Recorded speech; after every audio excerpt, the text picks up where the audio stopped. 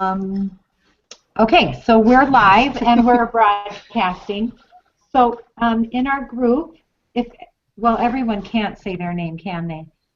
So we are Group 5, meeting Thursday at 9 o'clock Mountain Standard Time. We have Camille Holt, Kylie Ellinger, Liz Rowell, Lori Jensen, and Heidi Stewart.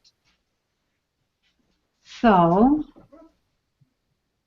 and I guess how we just need to start is, I think if we each just maybe take one of the practice principles or guidelines and just talk about how we felt that therapist brought that into the group session. Does that sound good to everybody?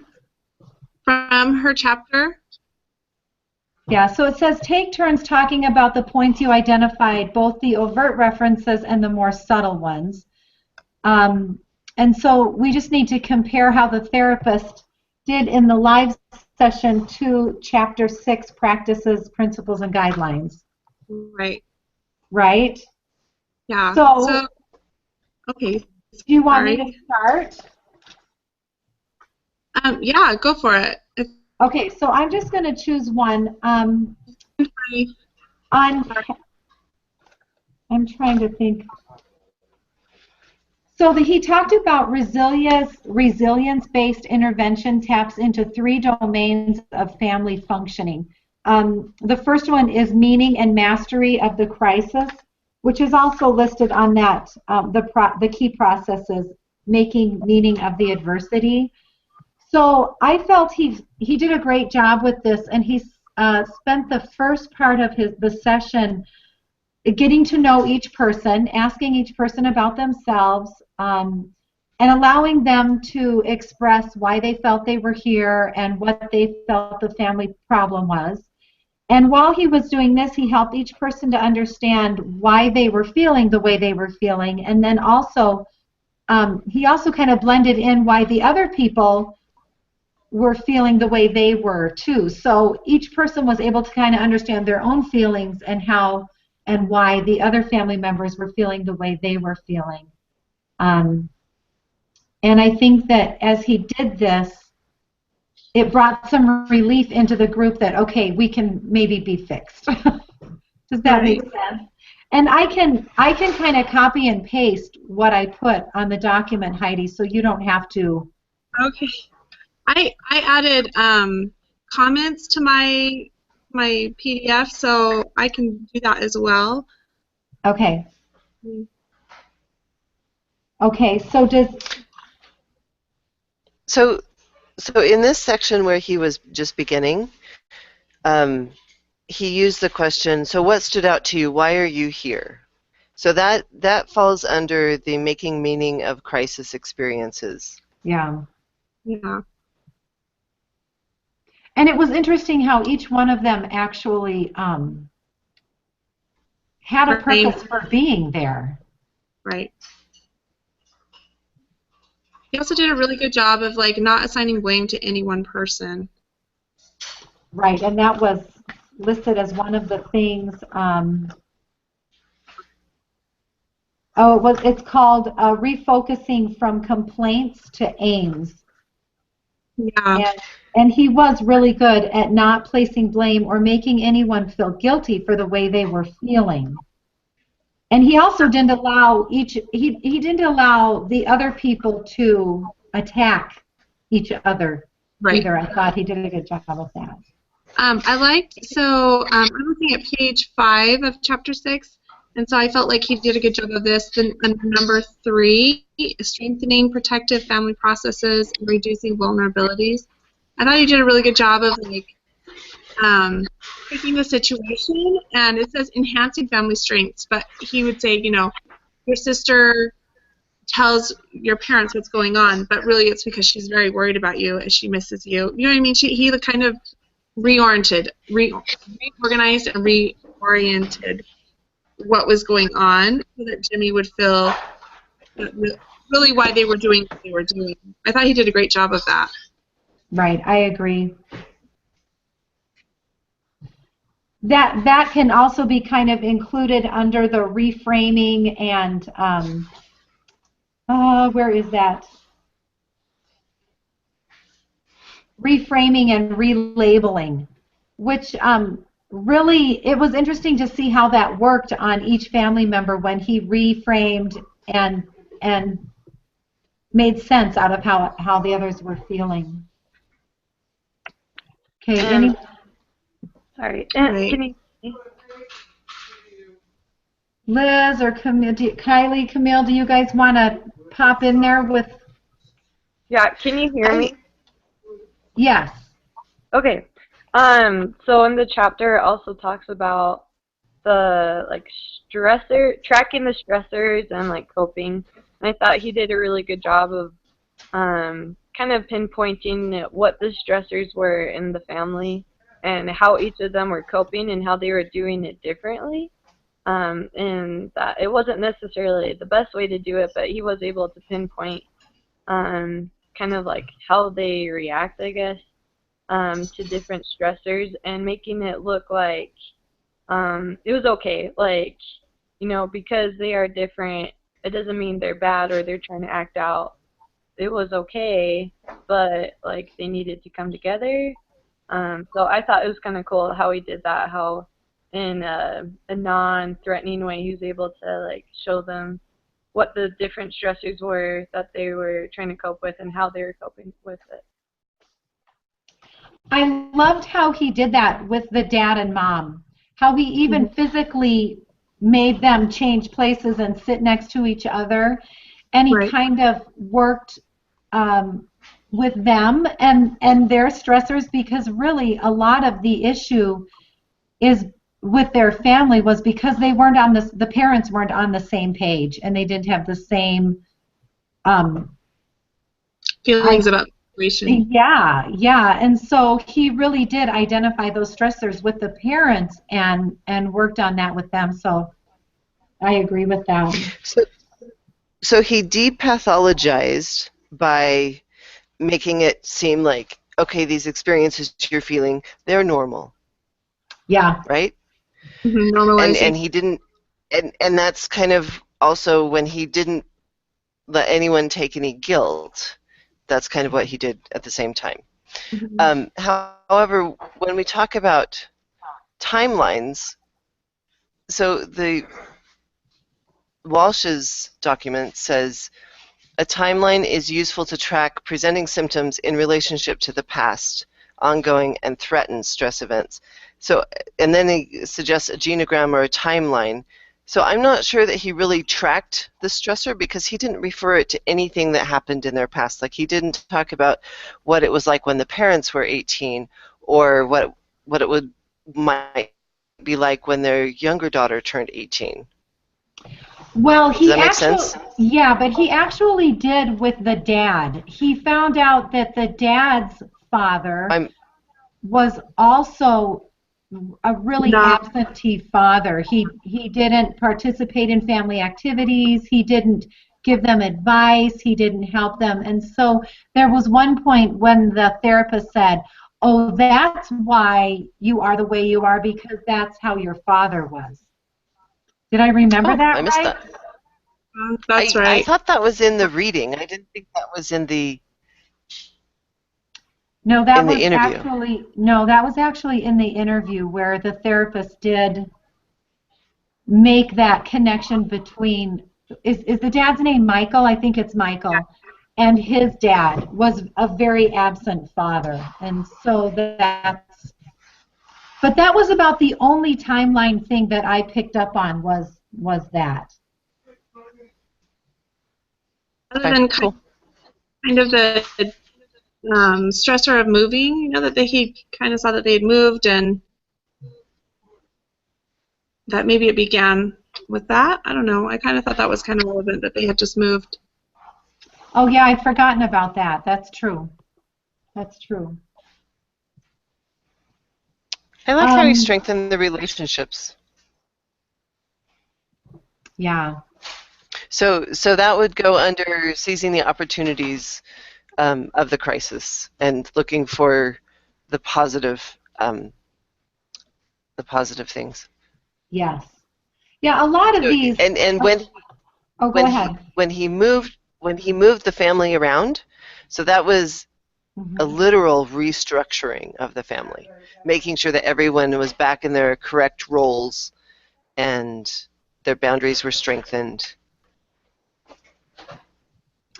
Yeah, I totally agree with that. I thought that was a really cool thing that he did. He physically moved them, and then he worked on then the emotional end of the family structure. I thought that was really interesting, and Okay, and it so was, and it worked. because I couldn't view the video, I could only read it. Can you tell me how they started and then how he? I got that he moved them around, but I didn't know who was sitting by whom at that point. So they came in and they were sitting, the mom, and then the sister, and then the dad, and then the son, Jimmy. And then Okay. he moved them around. First of all, he switched the daughter and the husband, so the husband and wife were sitting next to each other. And then he moved the sister with Jimmy so that Jimmy was sitting right next to his father. And he did that That's because, that relationship. Yeah. Okay. Pretty cool, actually. That's very literal. I thought so too. Okay, let's see, Millie or Kylie, do you have anything you want to share? Yeah, there's in the Walsh's chapter, he talks about instilling hope and optimism, and I felt like the therapist, especially at the end, brought a little more hope. I mean, they weren't like super happy still, but I thought that with him trying to make a plan, like with the mom and dad being able to go on a date, the brother and sister just hang out without having to like tattle on each other. I felt like it was starting to instill some hope and optimism and like help their family feel like they weren't failures and that they still had a future together. And I don't know, I really liked that part.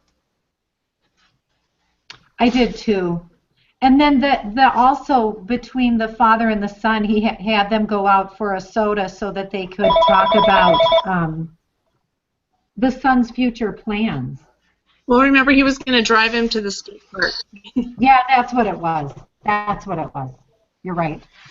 Yeah. I thought that was interesting because it's both accepting and supporting the son in his choice, I thought which that they was were all complaining about, at the same time as reinforcing their relationship and giving them both appropriate roles.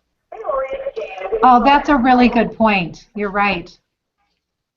And truth be told, when they all came in, even though he was very benign and not judgmental, there were so many comments weighted so heavily on Jimmy that he could not have helped but just ganged up on.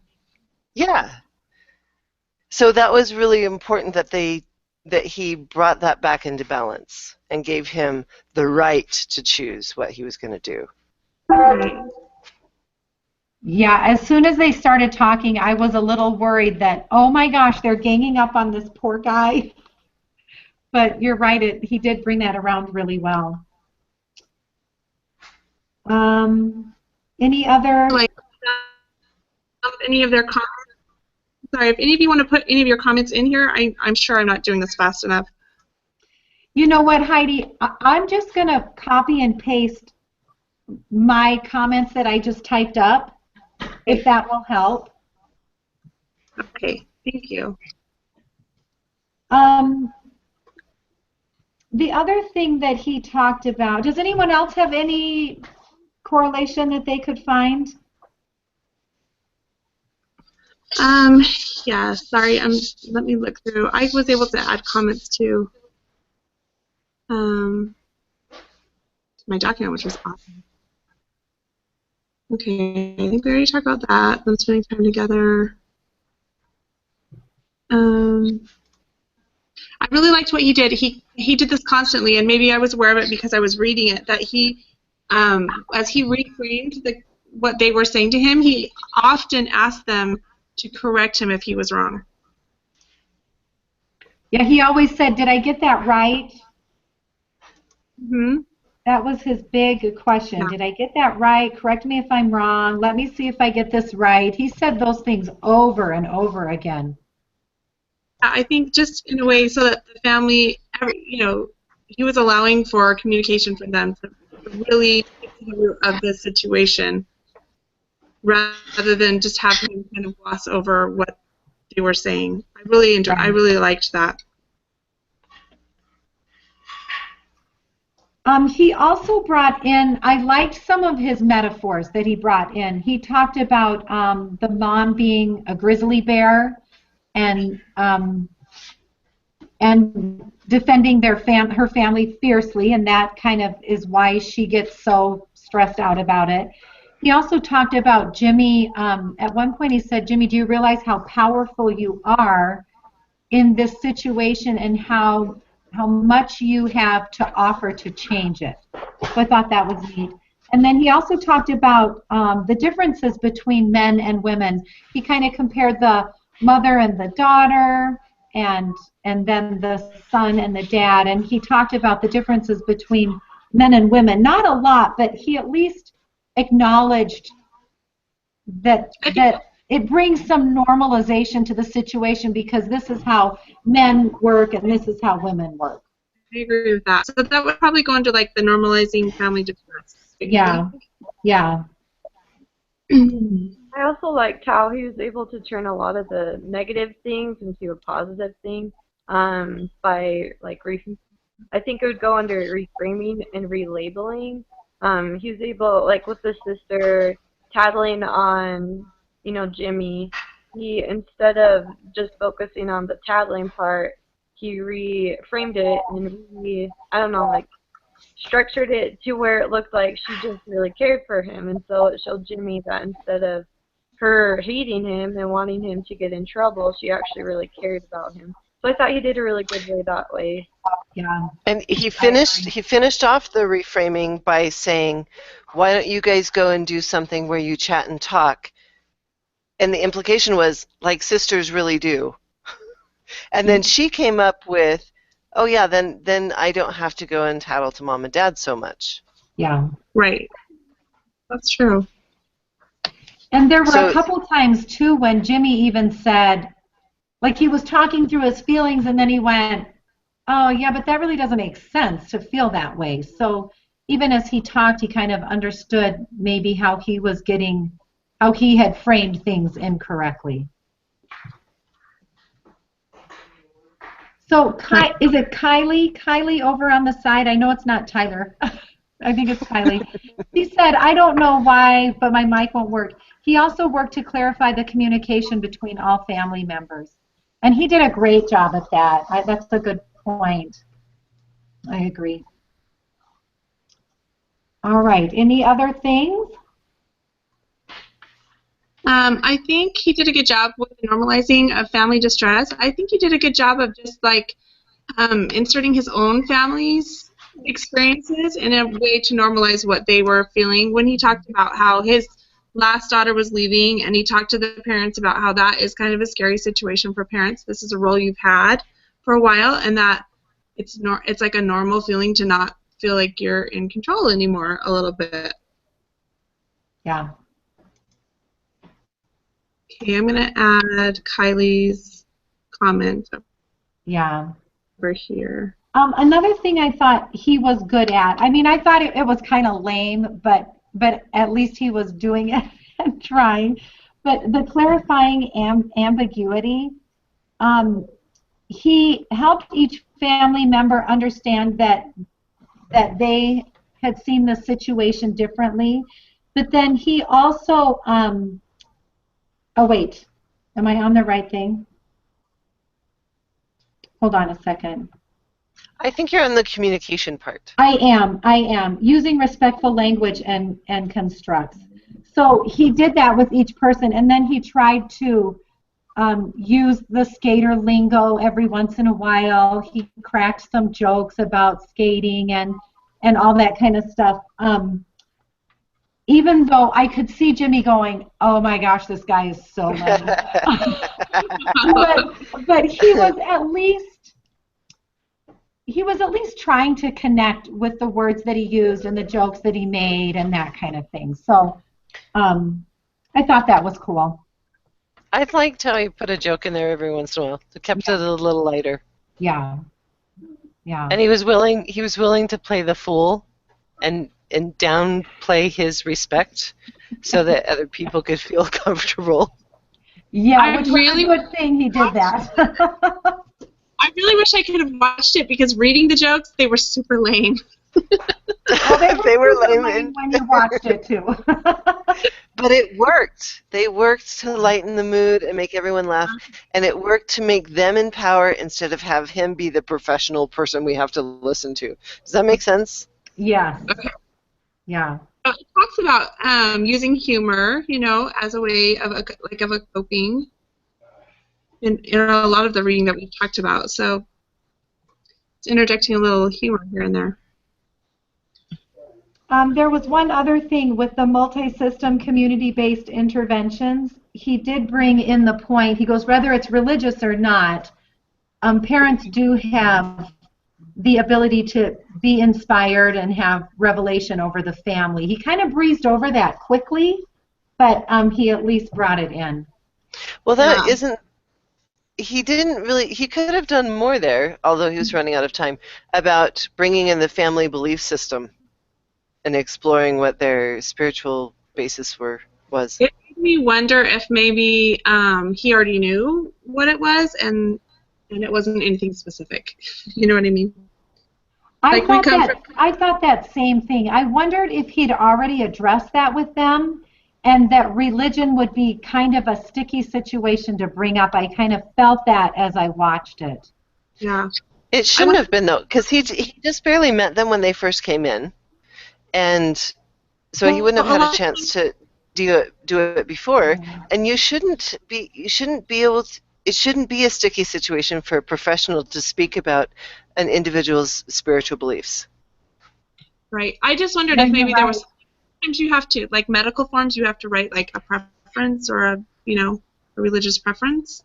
And so maybe something that's honestly from reading I thought, oh, I wonder if maybe they just didn't want to talk about it or it wasn't something that they had kind of filled in, like not interested or I don't know. Yeah. Because it seemed very carefully approached. How's that? It seemed very carefully approached. Yeah. Kylie also said he kept the environment lighthearted, allowing people to be more open. Yes, he did. I think that's very true.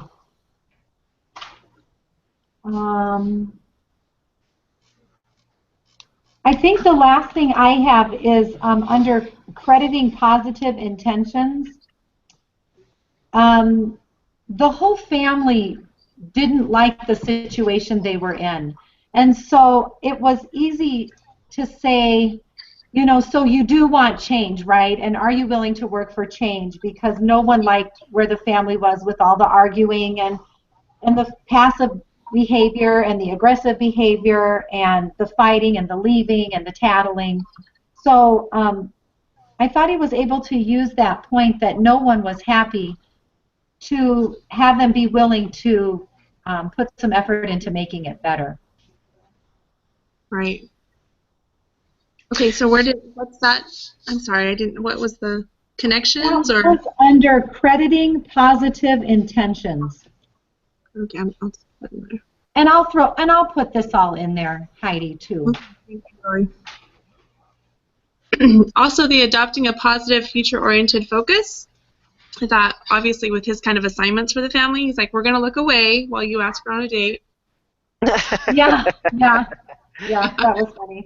You're going to take him to the skate park, and then you two are going to go get a soda, and then we're going to come back in a week, and we're going to talk about it. You know what I mean? Yeah. It was very much like, okay, let's all make a change. We're going to do something a little different, and then we're going to come talk about it. I thought that was perfect. And I like how he made them set a time that, like, it was definite, this is going to happen this day at this time, because it makes it more concrete. Which is so important to have it concrete. I mean, it really holds them responsible for improvement. Mm-hmm. I also liked, in the reading, it talks about how helping families live with uncertainty.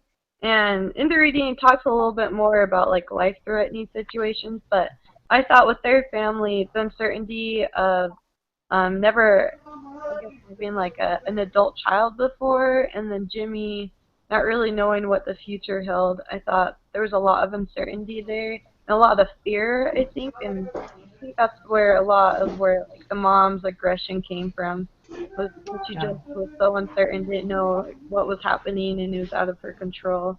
So I thought the therapist did a good job about like helping them pinpoint what their feelings were, and like, yes, it was uncertain, and that is scary, but like, it's okay.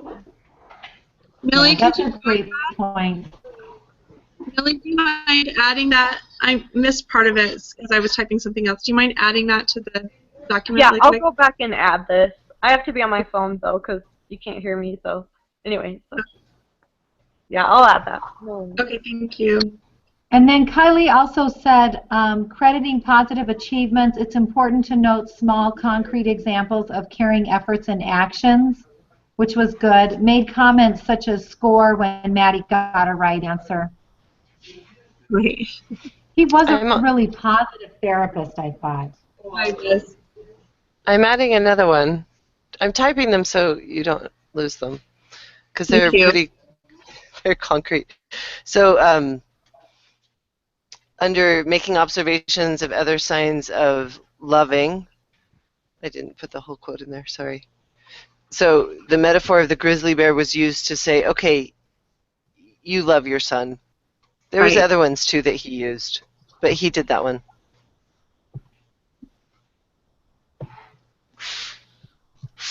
He also made it obvious that each family member has a lot to offer in the solution.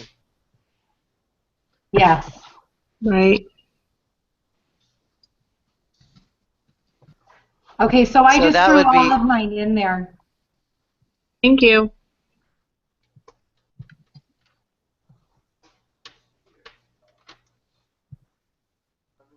I didn't do a spell check on it, though, just so you know. mine either.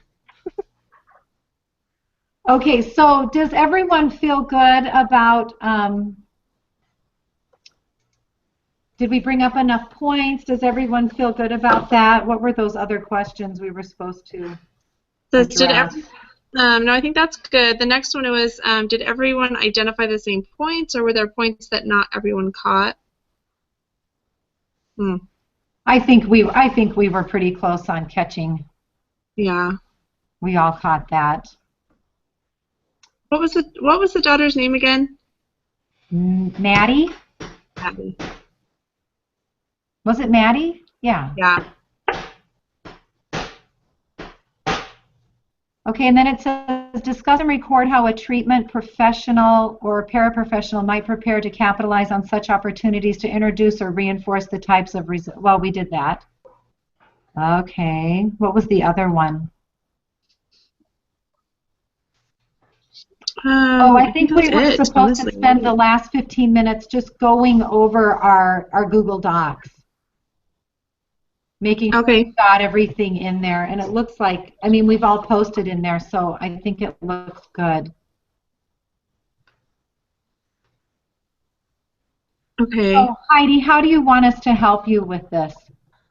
I think as long as everybody's kind of posted something in here and I can see who did it and stuff, then I'll go through and just kind of clean it up and have it available for, you know what I mean, for everybody to kind of look at, and then I'll submit it, I don't know, like Saturday morning. Is that okay, or will everybody have a chance to kind of look at it before that? Kylie, you may want to add a few things in there just because I wasn't able to hear her. So I didn't catch all of it. Let me see if there's...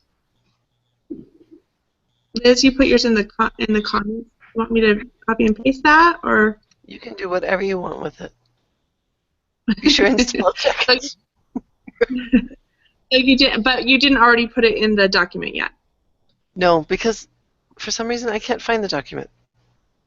Oh, okay, I'll do it for you. Did you send it to? Sent it to your... For Liz at Young Warriors? Yeah, Liz for YW@gmail.com. It probably would have come through from my husband, Darren Stewart. Sorry. Okay. And use Would- things. Whoops. Okay. So any other comments? I'm good. Okay, I'm good. Kylie or I'm good. okay. And Okay, so Millie? I would, yeah, Kylie and Camilla, if you guys can just add some to the document a little bit so I can tell kind of a little bit more what your thoughts were. Camilla, I think I've got some of yours on here, but like I said, I'm not watching the Google Hangout right now. I'm on the document, so I didn't get to see all of. She sent the document to our emails. But if you can't find it, just email her your comments. That would be perfect. Okay, and I'll add my stuff. I'm on it right now. So. Okay. Perfect. Thank you.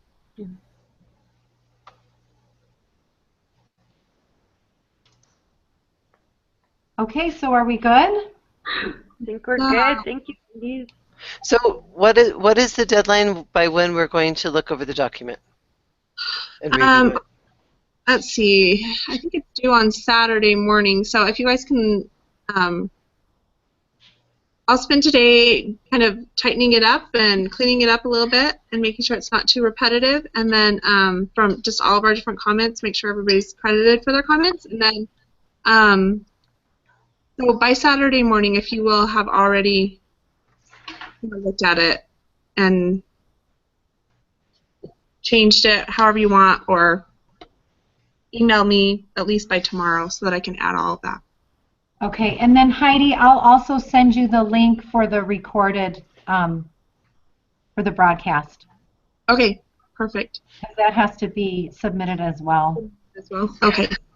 All right, well, thank you, everybody. Thank you. And if everybody Likewise. can just Thanks. get all their comments to Heidi as soon as possible, that would be great. Okay. Perfect. Thanks. Thanks. Bye-bye.